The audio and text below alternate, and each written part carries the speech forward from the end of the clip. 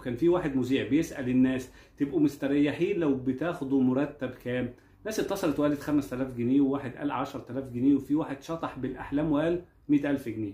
وبعدين اتصل واحد كلامه قلب الدنيا وأثر في الناس كلها. قال للمذيع أنا مرتبي 50000 جنيه غير الحوافز والمكافآت، بس أنا مش مبسوط. رد المذيع وقال له في حد بياخد المبلغ دون ومش مبسوط؟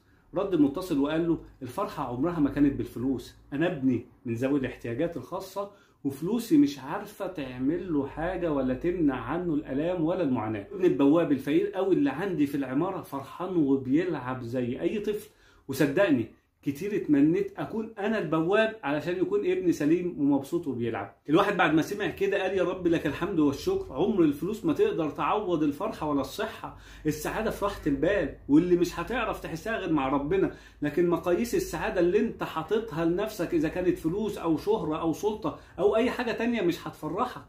ربنا يرزقنا الصحه والستر وراحه البال. بس كده، سلام عليكم.